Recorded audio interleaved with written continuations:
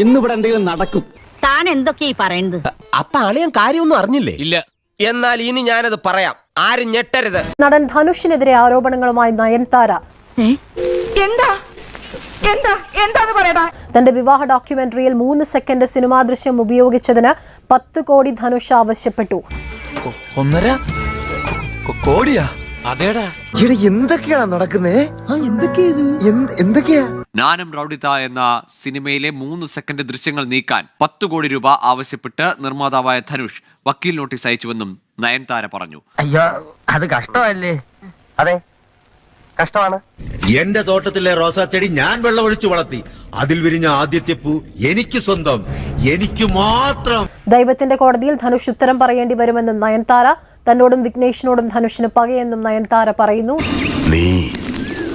നീ പകപോക്കാണല്ലേടാ. പക വീട്ടാനുള്ളതാണ് മൂപ്പരെ. ഉച്ചയിൽ ഉപ്പോളം ബുദ്ധിയുണ്ടെങ്കിൽ ഒഴിഞ്ഞു പോകുന്നതാണ് നല്ലത്. തന്റെ വിവാഹ ഡോക്യുമെന്ററി പുറത്തിറക്കാൻ ധനുഷ് തടസ്സം നിൽക്കുന്നുവെന്ന് നയൻതാര ആരോപിച്ചു. എത്രയും വേഗം ഈ പ്രശ്നത്തിന് പരിഹാരം കണ്ടില്ലെങ്കിൽ ആകെ കുഴപ്പമാകും. Nayanthara beyond the fairy tale എന്നുള്ളൊരു ഡോക്യുമെന്ററിയാണ് പുറത്തിറങ്ങുന്നത്. ഇതുമായി ബന്ധപ്പെട്ട് കഴിഞ്ഞ 2 വർഷമായി നയൻതാരയും ധനുഷും തമ്മിൽ വലിയ തോതിൽ പ്രശ്നങ്ങളുണ്ട്. സമൂഹത്തിൽ മാന്യമായി ജീവിക്കുന്നവരെ ഇങ്ങനെ അപമാനിക്കല്ലേ കലട്ടി സാറേ?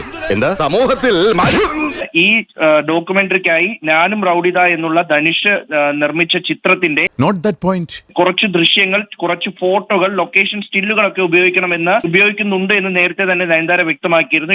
നിങ്ങൾ എനിക്ക് വിളക്ക് തരണം, ഞാനിത് അങ്ങോട്ട് എടുക്കുക. ഇതിന് പിന്നാലെയാണ് ധനുഷ് ഇത്തരത്തിൽ ചിത്രങ്ങൾ ഉപയോഗിക്കാൻ കഴിയില്ല, താൻ നിർമ്മിച്ച ചിത്രങ്ങൾ ഉപയോഗിക്കാൻ കഴിയില്ല എന്ന് നയൻതാരയെ അറിയിച്ചത്. നടക്കൂല മോളെ, ഉമേഷ് പരിപാടി നടക്കൂല.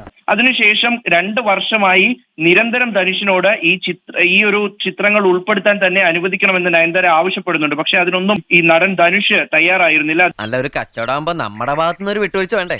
ഇവൻ തന്റെ ഒട്ടപ്പറന്നൊന്നും. This is my department. 5000 കൊടുക്കണോ 6000 കൊടുക്കണോ എന്ന് ഞാൻ തീരുമാനിച്ചോളാം. അതിന് പിന്നാലെയാണ് ഒരു രൂക്ഷ വിമർശനം ഉന്നയിച്ചുകൊണ്ടുള്ള ഒരു തുറന്ന കത്ത് ഇപ്പോൾ നയൻതാര ഇൻസ്റ്റാഗ്രാമിൽ പോസ്റ്റ് ചെയ്തിരിക്കുന്നത്.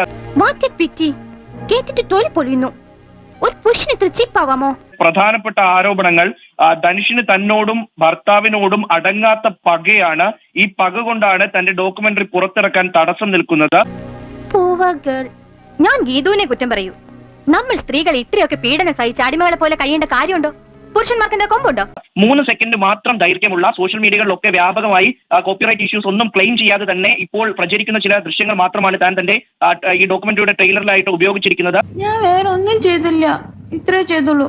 അതിനാണ് ഇവന്മാർ ഇങ്ങനെ ബഹളം വെക്കുന്നത്. അതുപോലും ധനുഷ് അംഗീകരിക്കുന്നില്ല. അദ്ദേഹം 10 കോടി രൂപ ഈ 3 സെക്കൻഡ് ദൃശ്യങ്ങൾ ഉപയോഗിച്ചതിന് 10 കോടി രൂപ ആവശ്യപ്പെട്ടുകൊണ്ടാണ് ഒരു വക്കീൽ നോട്ടീസ് അയച്ചിരിക്കുന്നത്.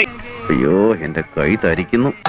നിങ്ങൾ കണ്ടിട്ട് മിണ്ടാതിരിക്കുകയാണോ? അപ്പോ കണ്ടിട്ട് മിണ്ടാതിരിക്കുകയാണോന്ന്? അവന്റെ കർണടിച്ചു പൊളിക്കണ്ടേ? പറഞ്ഞാ മതി, പറഞ്ഞടിച്ചു പൊളിക്കും ഞാൻ. എന്നെ ചെയ്യട്ടെ? ഇത് പകയുടെയും വിദ്വേഷത്തിന്റെയും വ്യക്തിവൈരാഗ്യത്തിന്റെയും ഭാഗമായി ഉണ്ടായതാണ് എന്ന് നയൻതാര തുറന്നടിക്കുകയാണ്. അവളുടെ വായന നിന്നെ പറ്റി മോശമായിട്ടൊരു വാക്കങ്ങ വന്ന പത്രക്കാര്, ടിവിക്കാര്, അതുപോലെ സാമൂഹ്യ പ്രവർത്തകര് ഒക്കെ കാത്തിരിക്കല്ലേ? ഒരു ഊരാക്കുടുക്കില മോനെ നീ തല വെച്ചു കൊടുത്തിരിക്കുന്നത്. ഇത് ആണുങ്ങളുടെ ലോകം പറച്ചിലേ ഉള്ളൂ. പെണ്ണ് വിചാരിച്ചാൽ ഏത് കൊല കൊമ്പനി നക്ഷത്രം എണ്ണിക്കാം. ധനുഷ് മുഖം മൂടി അണിഞ്ഞു സമൂഹത്തിന് മുന്നിൽ അഭിനയിക്കുന്നയാളാണ്. തന്റെ ഓരോ ഓഡിയോ ലോഞ്ചുകളിലും പല പല കഥകളുമായി വന്ന് ആളുകളുടെ മുന്നിൽ താനൊരു പാവമാണെന്നും തനിക്കൊരു ക്ലീൻ ഇമേജ് ഉണ്ട് എന്നുള്ള തരത്തിൽ അദ്ദേഹം ആളുകളോട് ഇടപെടുന്നു. അങ്ങനെയാണ് നയൻതാര പറയുന്നത്. ആശുപത്രിയിൽ കൊണ്ടുപോകണം, എനിക്കെന്തോ അസുഖമുണ്ട്. കാരണം നിങ്ങൾ ഇത്രയൊക്കെ പറഞ്ഞിട്ടും എനിക്ക് പേടിയാവുന്നില്ല.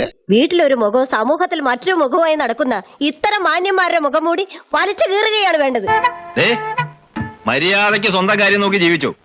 വലിയ മിടുക്ക് കാണിച്ചാലുണ്ടല്ലോ, ഈ പണ്ടാരമൊക്കെ അടിച്ചു പൊളിച്ച് കുടംപുളി ചവിട്ടുന്ന പോലെ നിന്നെ അതിനകത്ത് ചവിട്ടും. ഈ ചിത്രത്തിന്റെ ചിത്രീകരണ സമയത്തുണ്ടായ ചില ദുരനുഭവങ്ങളും ധനുഷിന്റെ ഭാഗത്തു നിന്നുണ്ടായ ചില വ്യക്തിപരമായുള്ള കമന്റുകളും ചിത്രത്തെ സംബന്ധിച്ചുള്ള ചില ഏറ്റുമുട്ടലുകളും തർക്കങ്ങളും ഒക്കെ ഈ ഒരു കത്തിൽ പറഞ്ഞു വെക്കുന്നുണ്ട്. മതിയായില്ലെങ്കിൽ ബാക്കിയും കൂടെ എടുത്ത് എന്റെ തലയിലോട്ട് വയ്ക്കും. താൻ എന്താന്ന് വെച്ചാൽ ഉണ്ടാക്കുക, എന്നെ കൊണ്ട് വരുന്ന ഞാനും ഉണ്ടാക്കാം. ഈ നിയമപരമായിട്ടുള്ള കാര്യത്തിൽ ഒരു പക്ഷേ കോടതിയിലൊക്കെ താൻ തോറ്റുപോയേക്കാം, പക്ഷെ ദൈവത്തിന്റെ കോടതിയുണ്ട്, അവിടെ താൻ വിജയിക്കുമെന്ന് കൂടി നയൻതാര പറഞ്ഞു വെക്കുന്നു. നീ ആദ്യം നിന്റെ താളൊന്ന് ശരിയാക്ക്.